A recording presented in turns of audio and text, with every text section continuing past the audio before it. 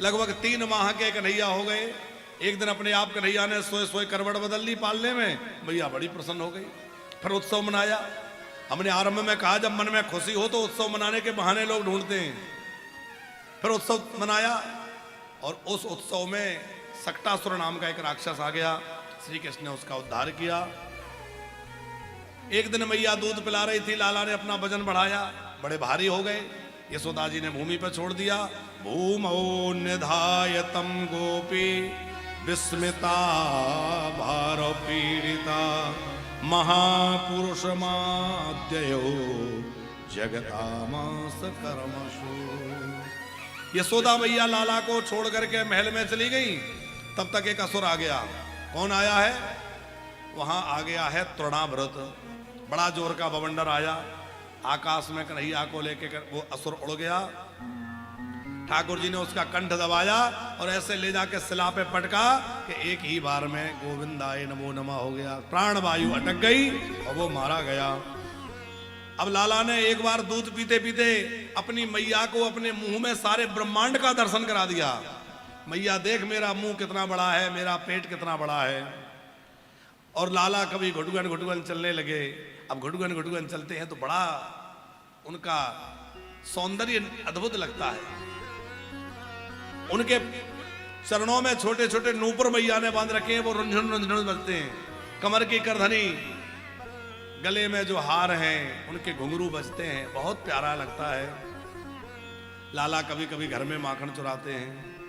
धीरे धीरे बड़े हुए, 1 वर्ष के कन्हैया हो गए तो गर्गाचार्य जी वसुदेव जी की प्रेरणा से गोकुल में पधारे और गौशाला में ले जाकर नामकरण संस्कार किया है। पहले रोहिणी नंदन का नामकरण किया। रोहिणी जी के लाला का नामकरण करते हुए कहा, अयम ही रोहिणी पुत्रो रामायण सुहृदो गुणै आख्यास्ते रामोति बलादिक्यातो बलम विदुः। अयम ही रोहिणी पुत्रो। ये यशोदा जी की गोद में जो है ये यशोदा नंदन नहीं है, ये रोहिणी नंदन है। और इनका जो नाम होगा वो होगा राम। मूल रूप से श्री बलराम जी का नाम राम ही है, पर उसमें बल की अधिकता के कारण बल शब्द जोड़ दिया गया। मुख्य नाम क्या है? गर्गाचार्य जी ने राम नाम रखा। राम आख्यास्ते राम इति, ये राम है। सबके हृदय में रमण करने वाले हैं। योगी जिनमें रमण करते हैं वो हैं। सबको जो आनंद देने वाले हैं, अथवा जो सब भक्तों के हृदय को आनंद से भरने वाले हैं, ऐसे श्री राम जी। फिर बलराम बलभद्र आदि नाम हुए। बोलो बलराम जी महाराज की। आसान वर्णास्त्रयोरस्य गृह्णन्तो नुयुगं तनो शुक्लो रक्तस्तथा पीतो इदानीं कृष्णतां गतः। ये छोटा वाला लाला जो है ये तो हर युग में आता है मैया। कभी श्वेत वर्ण, कभी पीत वर्ण, कभी रक्त वर्ण। अब इस बार जो आया है तो काला बन के आया है, इसलिए इसका नाम मैं रखता हूं श्री कृष्ण। और जैसे ही कृष्ण नाम रखा जय जयकार हुई। बोले कृष्ण कन्हैया लाल की जय। फिर कहा इनका एक नाम वासुदेव भी होगा। अनेक नाम होंगे। बहुनि सन्ति नामानि रूपाणि च शतस्सचे। तुम्हारे कुमार के नामों की कोई गिनती नहीं होगी। अनेक नाम होंगे। अब लाला धीरे धीरे थोड़े और बड़े हो गए। खसकते खसकते कभी महल के बाहर जाने का प्रयास करते हैं तो कभी दहली पर अटक जाते हैं। कभी लाला जो है दहली को पार कर जाते हैं तो गैयाओं से खेलते हैं, कभी बछड़ों से खेलते हैं, कभी बंदरों से खेलते हैं, मधुर मधुर लीला करते हैं। कभी कभी घर में ही चोरी करने लग जाते हैं। मैया पकड़ लेती है तो रोने लग जाते हैं। रुंझुन रुंझुन पायल बजती है, लाला यहाँ से वहाँ छम छम छम छम करके भागते हैं। यशोदा मैया पीछे पीछे भागती है। दाऊ जी थोड़े बड़े हैं। अब आप जरा मन की आंखों से उस देखिए दृश्य को। यशोदा जी का सुंदर भवन है, मणि जड़त फर्श है, उसमें आगे आगे दाऊ भैया दौड़ रहे हैं, पीछे पीछे कन्हैया दौड़ रहे हैं। कन्हैया की पायल रुंझुन रुंझुन बज रही है और छम छम छम करते कन्हैया भाग रहे हैं। पीछे यशोदा मैया भागती है, लाला कहां जा रहे हो? कन्हैया मैया को पकड़ में नहीं आते हैं, भाग जाते हैं और फिर बड़े प्रेम से कहते हैं मैया मैया।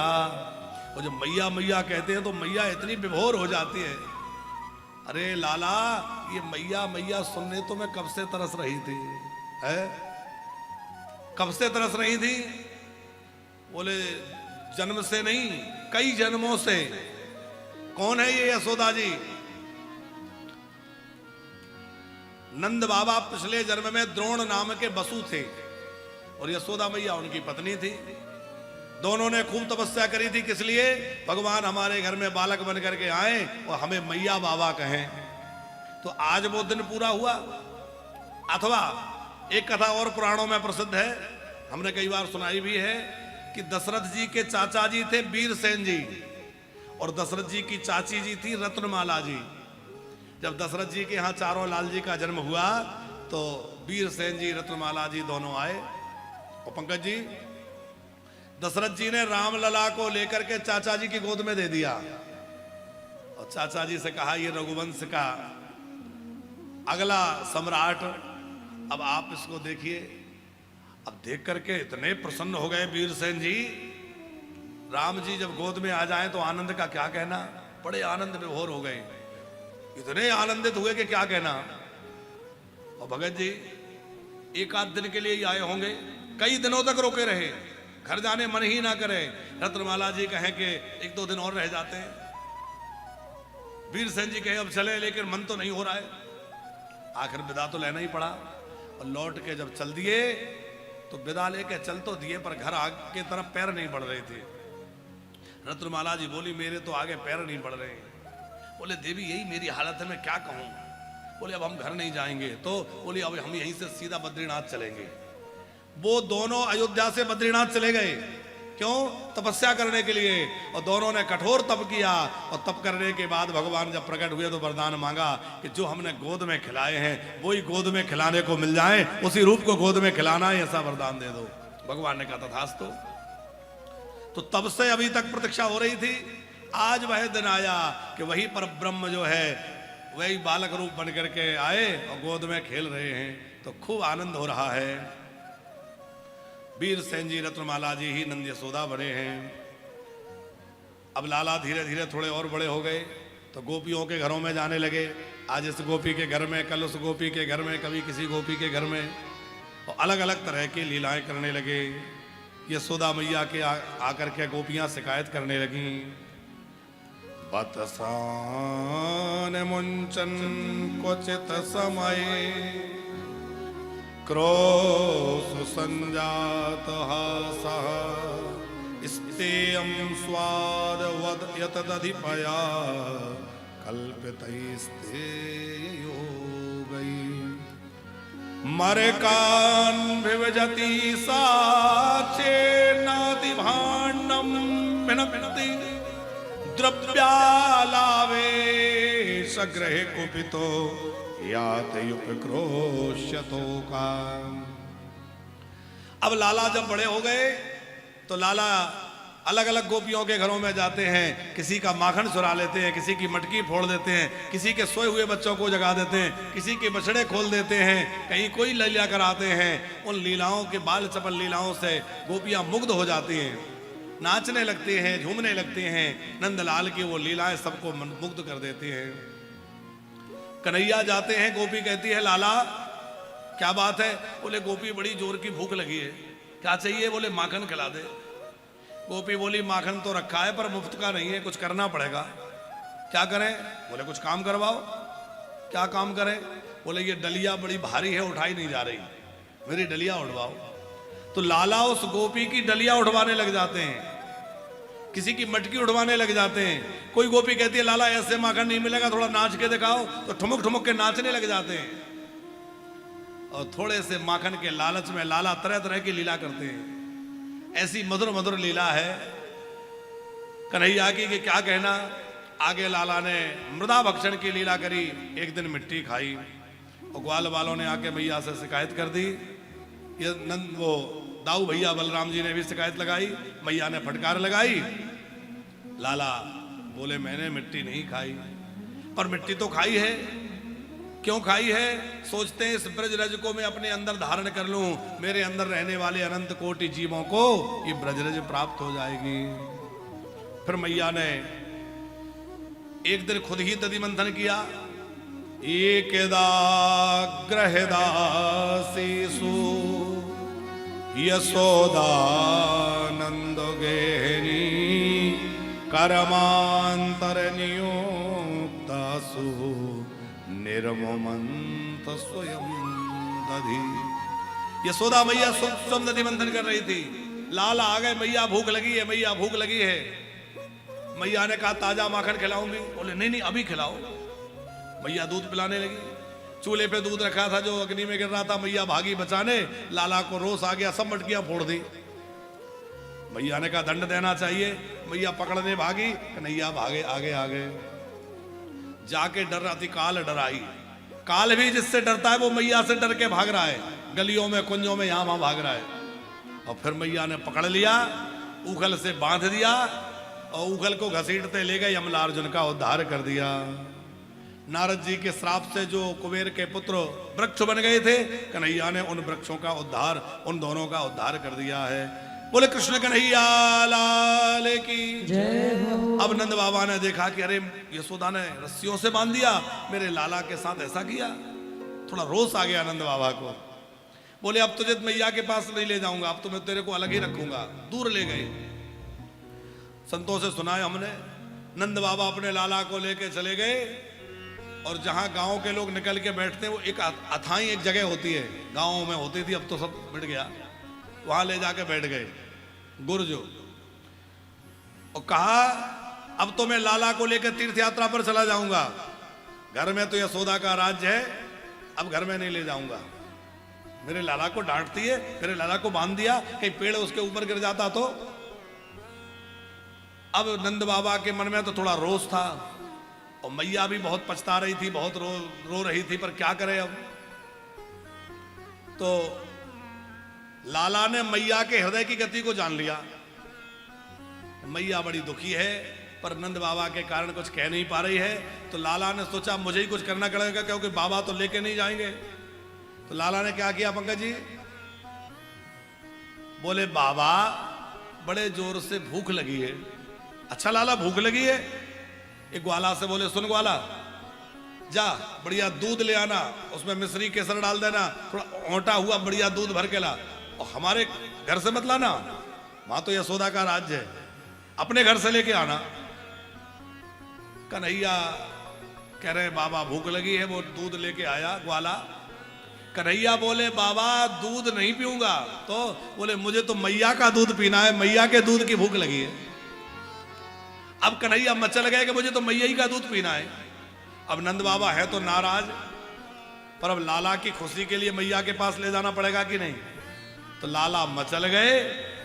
तो नंद बाबा ने एक ग्वाला को कहा लो इसको इसके मैया के पास पहुंचा दो, क्योंकि वो तो नाराज थे।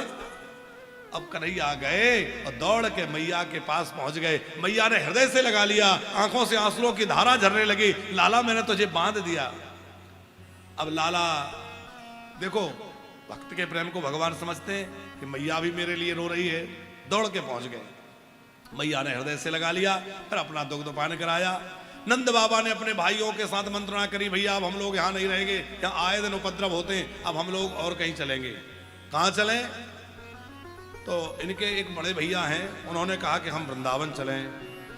वृंदावन बहुत अच्छा वन है, वहाँ गायों के लिए पर्याप्त स्थान है, यमुना जी का किनारा है, सघन वन है, बड़ा सुंदर है।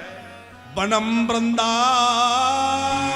नाम पश्यमो नवकाननम गोपी गोपी गवाम सेव्यम पुण्यादि प्रणवीरुधि। बड़ी सुंदर हरी हरी घास गैयाओं के लिए है, हम लोगों के लिए बड़ा विस्तृत स्थान है, हम लोग वृंदावन चलें। और नंद बाबा कितने भाई हैं? नंद बाबा अच्छा किसको पता है नंद बाबा कितने भाई हैं? कितने? 4 9 भाई हैं, देखो मैया को याद है। ये 2 भाइयों की संतान है, 9 भाई। एक तो थे अर्जन्य जी, एक थे परजन्य जी। तो अर्जन्य जी के 4 पुत्र थे, परजन्य जी के 5 पुत्र थे। ऐसे मिलाकर के ये दोनों भाइयों के 9 भाई थे। अच्छा, पुराना समय होता था कि जैसे 4 भाई की संतान है तो वो सब अपने आप को भाई मानते थे, अलग नहीं मानते थे। कोई पूछे कितने भाई हो, हमने भी ये देख लिया है, अब आप लोग जो और बड़े हैं उन्हें तो देखा ही होगा। तो वो काका बाबा के जितने होते थे सबको गिन के बताते थे, हम 10 भाई हैं कि 12 भाई हैं कि 15 भाई हैं, बताते थे कि नहीं। अब तो हमारे परिवार की परिभाषा भी इतनी समिट गई कि हम 2 और हमारे 2, बस इतना ही परिवार है। तो अच्छा, ये हैं यदुवंशी ही नंद बाबा भी, पर कुछ पीढ़ी पहले इनकी माताएं अलग अलग थीं। वैश्य वर्ण की मां से जो इनका जन्म हुआ वो वैश्य कहलाए। तो ये नंद बाबा जो है ये वैश्य वर्ण की माता से इनका वंश चला। और जो वसुदेव जी हैं वो मैया जो थी वो क्षत्रिय वंश की थी, यदुवंशी थी, तो वो यदुवंश के नाम से विख्यात हुए। वंश दोनों एक ही है, उनमें बीच में अलग अलग शाखाएं हो गई हैं। तो 9 भाई हैं नंद जी, जिनको कहते हैं 9 नंद, उपनंद, धुरानंद, ऐसे 9 नंद हैं। सब भाइयों ने कहा चलो हम अभी आपके साथ हैं। सब लोग अपना अपना सामान लेके, अपनी अपनी गाड़ियां, बैलगाड़ियां लेके, गैयाओं को लेके, और कहां आ गए? वृंदावन में। और ठाकुर जी वृंदावन बिहारी बन गए। बोलो वृंदावन बिहारी लाल की जय। यहां आकर के यमुना जी को देखा कन्हैया ने, इतने प्रसन्न हो गए क्या कहना। यमुना जी को निहार के खूब आनंदित हो गए। एक दिन बोले मैया अब हम भी कुछ सेवा करेंगे, हम बड़े हो गए तो हमें भी सेवा करने का मौका मिलना चाहिए। क्या सेवा करोगे? बोले बाबा गैया चराते, हम बछड़े चराएंगे। तो बछड़े चराने की सेवा आरंभ कर दी।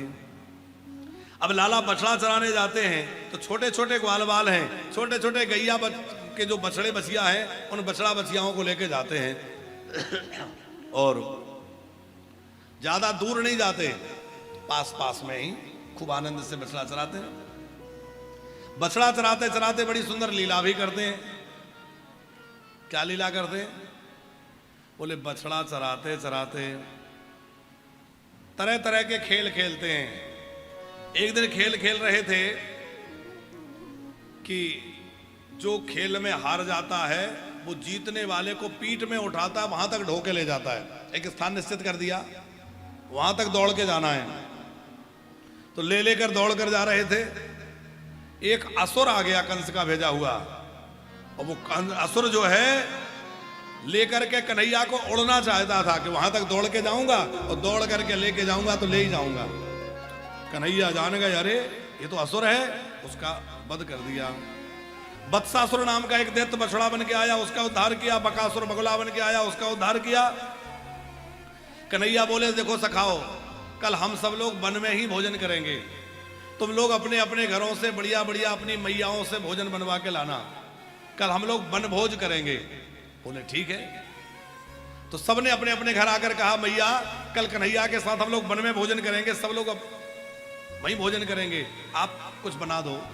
तो सबकी मैयाएं बढ़िया बढ़िया मिठाइयां बनाने लगी, बढ़िया बढ़िया पकवान बनाने लगी। एक सखा है मधुमंगल, और मधुमंगल जो है वो ब्राह्मणी के बेटे हैं। इनकी मां का नाम था पूर्णमासी, पिताजी का नाम था सांडिल्य। अब ये थोड़े गरीब परिवार के थे, घर में कोई व्यवस्था थी नहीं। पूर्णमासी जी ने देखा कि घर में तो कुछ पकवान बनाने के लिए नहीं है, क्या करें। सवेरे उठ के देखा कोई व्यवस्था नहीं बनी, तो छाछ रखा हुआ था, सोचा कि कड़ी बना दें। तो मैया ने छाछ उठाया और छाछ की कड़ी बना दी, और कड़ी बना करके एक मिट्टी की मटकी में भर दी। अब वो छाछ भी कुछ दिन पुराना था तो वो भी खट्टा था, मटकी में भर के दे दी। अब मधुमंगल लेके चला, सब अपने अपने भोजन की सामग्री लाए। खूब बढ़िया बढ़िया कचौड़ी पकौड़ी लड्डू पेड़ा मेवा मिष्ठान खूब सब बढ़िया बढ़िया लेके आए और ला करके सबने रखा। अब वनभोज की तैयारी हुई तो मध्य में कन्हैया बैठ गए, चारों ओर सखा बैठ गए। बोले लाओ भैया कौन क्या लाया दिखाओ। सबने अपना अपना भोजन सामने रख दिया। कन्हैया ने, अरे तेरी मैया तो बड़े लड्डू अच्छे भेजे, तेरी मैया ने पकौड़ी, किसी की पकौड़ी उठा के खा रहे हैं, किसी का लड्डू उठा के खा रहे हैं। कन्हैया के हाथ की सब उंगलियों में अचार लगा हुआ है अलग अलग तरह का, कभी ये चाट लेते हैं कभी ये चाट लेते हैं। बिभ्रद वेणुम जठर पटयो श्रृंगवेत्रे च कक्षे वामे पाणौ मृषण कवलम ततफलांगुलीषु। अंगुलियों में अचार लगा हुआ है। कैसे बैठे हैं? जैसे कमल का पुष्प होता है तो बीच में एक कर्णिका होती है और चारों तरफ पंखुड़ियां होती हैं, ऐसे ही बीच में कन्हैया बैठे हैं और चारों तरफ ग्वाल बाल बैठे हैं। बड़ी सुंदर शोभा हो रही है। और बड़ी विचित्र बात यह है पंडित जी कि हर सखा को यह लग रहा है कन्हैया मेरी ओर देख रहे हैं। सब बड़े प्रसन्न हो रहे हैं, सबके आनंद से चेहरे खिले हुए हैं। तिष्ठन मध्य स्वपरि सुहृदयो हासयन नरमभिस्वै। हास परिहास कर रहे हैं, हंसी मजाक कर रहे हैं। और स्वर्गे लोके में सती विभुजे। देवता स्वर्ग में आके स्वर्ग से आके दर्शन कर रहे हैं, कह रहे हैं धन्य है प्रभु। बड़े बड़े सिद्ध बड़े बड़े मुनि अपने निर्मल हृदय में आपको बिठाना चाहते हैं, पर आप उनके अंतःकरण में आके नहीं विराजते। बड़े बड़े राजा महाराजा तरह तरह के पकवान बना के आपको बुलाते हैं, आप उनका भोजन करने नहीं आते। और यहां ग्वाल वालों के द्वारा लाया हुआ उनका जो परोसा हुआ भोजन है उसको आप इतने विभोर होके खा रहे हैं जैसे आपको स्वर्ग की संपत्ति सब कुछ मिल गया हो किसी को। अरे प्रभु आपकी ये कैसी लीला है? जैसे किसी दरिद्री को स्वर्ग मिल गया हो वैसे आप इतने प्रसन्न होकर खा रहे हैं। भगवान के पास किस बात की कमी है? पर ये भाव और प्रेम का कारण है। स्वर्ग से देवता देख रहे थे। अच्छा, मधुमंगल ने सोचा कि बढ़िया बढ़िया मेवा मिष्ठान कन्हैया पा रहे हैं, मेरी कड़ी तो खट्टी है, कन्हैया इसको खाएंगे तो मुंह खराब हो जाएगा, वो देख लेंगे तो मानेंगे है नहीं। तो कन्हैया ने क्या किया, वो मधुमंगल ने क्या किया कि कड़ी लेके गया पेड़ के पीछे और खुद ही पीने लगा। मैं खुद ही पी जाता हूं। और जब वो पीने लगा तो कन्हैया ने देखा मधुमंगल कहां गया। अरे मधुमंगल कहां है? जाके देखा तो पेड़ के पीछे जल्दी जल्दी कड़ी पी रहा है। अरे ये क्या किया तूने? तेरी मैया ने मेरे लिए भेजी थी कि अपने लिए तेरे खुद पी गया? उसके मुंह से कुछ कड़ी जल्दी जल्दी में बह गई थी। तो कन्हैया ने सोचा कि चलो इसी को चाट लेते हैं। तो जो कड़ी इधर उधर बह गई थी कन्हैया उसी को चाटने लग गए। अब कन्हैया जब उस कड़ी को चाटने लग गए, ये दृश्य ब्रह्मा जी ने देखा। तो ब्रह्मा जी देख के चक्कर में पड़ गए। ये भगवान है? अरे ग्वाले के मुंह से बहती हुई उसकी झूठी कड़ी चाट रहा है, ये परमात्मा है? ये भगवान नहीं हो सकता। यद्यपि ब्रह्मा जी परम ज्ञानी है, हमने पहले दिन कहा था, मोह नहीं है, पर ब्रह्मा जी ने लीला करी हम सबको ज्ञान देने के लिए कि भैया वो ब्रज में आके चाहे जैसी लीला करे पर वो परम ब्रह्म है, वो परमात्मा है। अच्छा, ब्रजवासी श्री कृष्ण को भगवान नहीं मानते। ब्रजवासी तो कहते हैं हमारो सखा है, हमारो लाला है, हमारो कन्हैया है। ब्रजवासी भगवान नहीं मानते। कई बार ठाकुर जी को डांट भी देते हैं, मीठी मीठी लड़ाई भी कर लेते हैं कन्हैया से। ब्रजवासियों को अधिकार है, क्योंकि ब्रजवासियों से श्री कृष्ण जो है वो प्राणों से अधिक प्रेम करते हैं। मेरे जीवन सदा ब्रजवासी मेरे प्राण वल्लभ है। भगवान कहते हैं मेरे प्राण है, मेरे आधार है। ब्रजवासी वल्लभ सदा मेरे जीवन प्राण, श्री कृष्ण कहते हैं ब्रजवासी वल्लभ सदा मेरे जीवन प्राण। तो ठाकुर जी के बड़े प्रेमी है ब्रजवासी। ब्रह्मा जी ने देखा तो ब्रह्मा जी ने खेल कर दिया, सब बछड़ों का हरण कर लिया। सखा बोले कन्हैया हमारे बछड़े नजर नहीं आ रहे। कन्हैया बोले देखो तुम लोग बैठो, प्रेम से भोजन पाओ, मैं देख के आता हूं। क्योंकि कन्हैया तो जानते हैं क्या लीला हो गई। कन्हैया गए, उधर बछड़े नहीं दिखे, इधर ब्रह्मा जी आए, सब ग्वालों को ले गए। अब कन्हैया ने देखा कि इधर ग्वाले भी नहीं है, उधर बछड़े भी नहीं है, कहाँ गए? ठाकुर जी तो सब जान गए, भगवान सहज सर्वज्ञ हैं। सहज सर्वज्ञ में और सर्वज्ञ में अंतर है किशनलाल जी। सर्वज्ञ वो है जो आंख बंद करके देखे और कहीं का भी कुछ भी जान ले, इस समय वहां क्या हो रहा है, वहां क्या हो, कहीं भी कुछ भी हो रहा हो उसको आंख बंद करके घर बैठे ही देख ले, उसको कहेंगे सर्वज्ञ। लेकिन राम जी श्री कृष्ण सहज सर्वज्ञ हैं। सहज सर्वज्ञ का मतलब है कि आंख कान मूंदना ना पड़े, अपने आप ही सब पता रहे कि कहां क्या हो रहा है। राम जी के सामने सती जी जानकी बन के आई, तो क्या राम जी को आंख मूंद के देखना पड़ा कि कौन है? आंख कान नहीं मूंदे, सहज ही जान गए, क्योंकि वो तो सहज सर्वज्ञ हैं। तो श्री कृष्ण सहज सर्वज्ञ हैं, वो सब जानते हैं। उन्होंने क्या किया कि अपने से उतने ग्वाल वाल, उतने बछड़े प्रकट कर दिए। तमाम बछड़े प्रकट हो गए, तमाम ग्वाले जैसे पहले थे वैसे के वैसे हो गए। और भगत जी इतना ही नहीं, जिसके जैसे कपड़े थे, जैसा बर्तन था, जैसा छीका था, लकड़ी लकड़ी जो कुछ था सब बन गया भगवान की माया से। और ब्रह्मा जी को मानो कहना चाह रहे हैं कि तुम बनाते हो तो तुम तो पंचभूतों से सृष्टि बनाते हो, मैं तो केवल संकल्प से बना सकता हूं, मुझे तो पंचभूतों की भी आवश्यकता नहीं है। अब ब्रह्मा जी वहां ग्वाल वालों को डाल के आए और सोचा कि चल के देखें। अब रो रहा होगा, ढूंढ रहा होगा मेरे बछड़े कहां गए, मेरे ग्वाले कहां गए। यहां देखा तो बढ़िया ग्वाले भोजन कर रहे हैं और बछड़े चल रहे हैं। अरे मैं तो इनको स्वर्ग वहां अपने ब्रह्मलोक में छोड़ के आया था, ये सब यहां कहां से आ गए? तो फिर दौड़ के ब्रह्मा जी ब्रह्मलोक में गए, तो वहां देखा कि सब ग्वाल वाल बछड़े तो यहां पड़े। फिर दौड़ के आए, सब देखा कि सब अपना ये तो यहां जैसे कि तैसे हैं। अब ब्रह्मा जी की मति चकरा गई कि ये क्या चक्कर है। 2-3 चक्कर इधर से उधर लगाए, बूढ़े ब्रह्मा जी थक गए, समझ गए कि ये तो परमात्मा है, मुझसे भूल हो गई। अब वो जैसे ही ब्रह्मलोक में जाने वाले थे, उसके पहले कन्हैया पहुंच गए ब्रह्मलोक में। और कन्हैया पहुंचे तो ब्रह्मा जी बन के पहुंचे, और ब्रह्मा जी बन के ब्रह्मा जी के सिंहासन पर बैठ गए और अपने सेवकों से कहा कि सुनो, आजकल बहरूपी बहुत घूम रहे हैं, कोई नकली ब्रह्मा आए तो घुसने मत देना, बाहर निकाल देना। अब असली ब्रह्मा जी ही आ रहे थे, द्वारपालों ने रोक दिया, कहां जा रहे हो? अरे बोले तुम मुझे रोक रहे हो, जानते नहीं हो मुझे? बोले ऐसे बहरूपी बहुत देखे, बाहर चलो। ब्रह्मा जी ने कहा क्या बात, ये क्या कह रहे हो? अरे बोले हमारे मालिक तो देखो अंदर बैठे हैं, हम जानते हैं तुम नकली हो, भागो यहां से, नहीं बंदी बना लेंगे। ब्रह्मा जी ने कहा ये चक्कर क्या है? आंख बंद करके ब्रह्मा जी ने देखा अंदर कौन है, घुस तो नहीं पाए। आंख बंद करके देखा तो भैया दिखाई देगा मुरली मनोहर सरकार बैठे। अरे बोले मुरली वाले यहां आके बैठ गए। अब अंदर तो प्रवेश मिला नहीं, तो दौड़ के ब्रह्मा जी फिर वृंदावन में आए और आकर के हमारे श्याम सुंदर के चरणों में गिर गए, हाथ जोड़ के चरणों में गिर के प्रणाम करते हुए बोले प्रभु मुझे क्षमा कर दीजिए।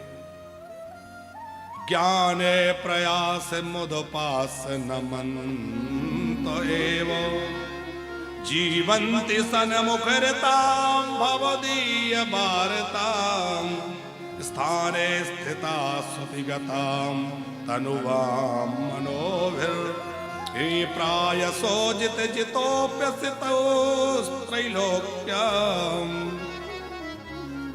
हे भगवान, जो केवल ज्ञान प्राप्ति के साधन में लगा है, ज्ञान प्राप्त करने में लगा है, लेकिन आपके लीला कथाओं से नहीं जुड़ा, आपका प्रेम जिसको प्राप्त नहीं हुआ है, वो तो केवल परिश्रम ही कर रहा है।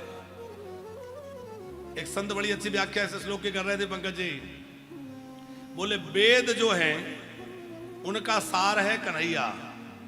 जैसे धान को कूट करके और धान में से चावल निकाल लिया हो तो धान में क्या रह जाएगा? बोले प्यार रह जाएगा। प्यार बोलते हैं ना उसको। धान को कूट करके चावल निकाल लिया तो प्यार अकेला बचा, उसमें कुछ नहीं रहा।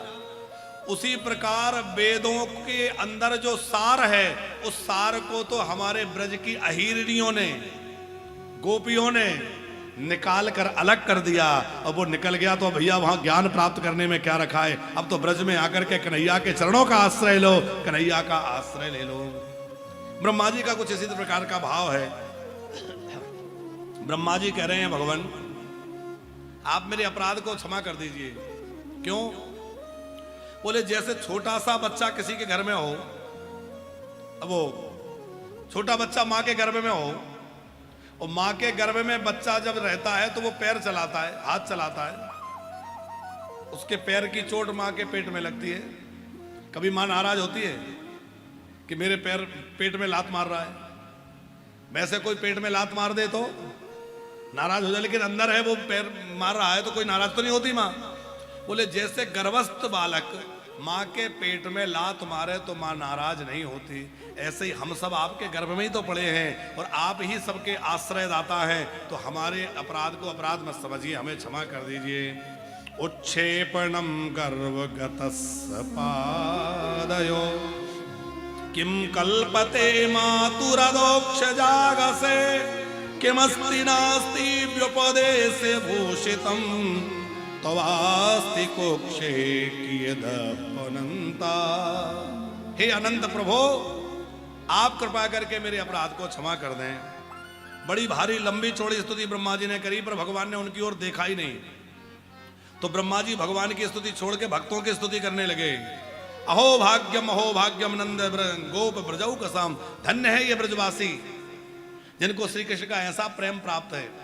कन्हैया जिनके साथ खेलते हैं, जिनके साथ खाते हैं, जिनके साथ रहते हैं, ये ब्रजवासी धन्य हैं।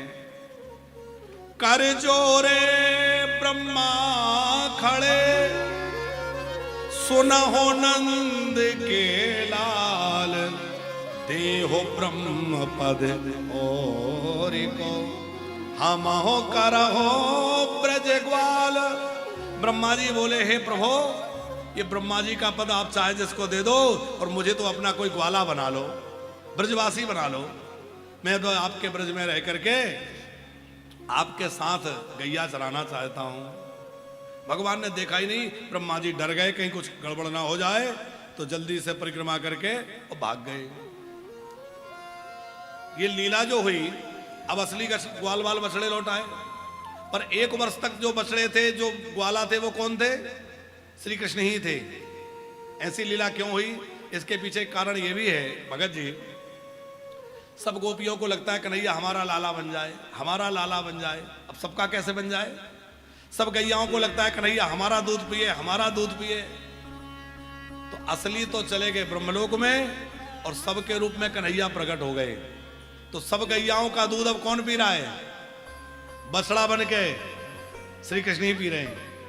सब मैयाओं के पास लाला बन के उनके घरों में कौन जा रहा है? कन्हैया ही जा रहे। तो सबके लाला कन्हैया बन गए और सब गैयाओं के भी बछड़ा कन्हैया बन गए। हमने संतों से एक और कथा सुनी है कि सांडिल्य जी ने ये रहस्य जान लिया और उन्होंने कहा जिनकी बेटियां विवाह योग्य हैं वो इसी वर्ष में सब विवाह कर दो।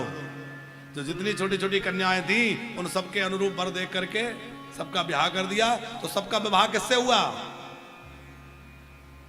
श्री कृष्ण ही सबके रूप में थे। तो चाहे जिन ग्वालों से विवाह हुआ पर उन ग्वालों के रूप में कन्हैया ही थे, तो सारी गोपियों का विवाह श्री कृष्ण से ही हो गया, इसलिए वो सब श्री कृष्ण की ही हैं। फिर आगे गैया चराने की लीला करी है। दाऊ जी ने धेनुकासुर नाम के असुर को मारा, काली देह में काली नाग बैठा था उसका निग्रह किया। आगे वेणु गीत गोपियों ने गाया है, पावन बड़ा सुंदर वेणु गीत की चर्चा सुखदेव जी ने करी है। बरहा पीडम नटवर बपुः कर्णयो कर्णकारम बिभ्रदवासः कनक कपिसं वैजयन्तीं च मालां रन्ध्राण वेणुरदसुदया पूर्णयन् गोपवृन्दै वृंदारण्यम सुभदरमणम प्रावसद गीत कीर्ति। बड़ा सुंदर वेणु गीत गाया। फिर चीर हरण की लीला है और फिर है गोवर्धन पूजा। सब ब्रजवासी प्रतिवर्ष इंद्र की पूजा करते थे। श्री कृष्ण ने कहा इस बार गोवर्धन की पूजा करो। सब श्री कृष्ण की बात मानकर गिरिराज जी की तलहटी में पहुंचे, गोवर्धन की पूजा करी है। हम लोग भी सब मिलजुल करके गिरिराज जी का पूजन करें और गोवर्धन नाथ की पूजा करके गिरिराज जी को 56 भोग अर्पित करें। भगवान की लीलाएं तो अनंत है।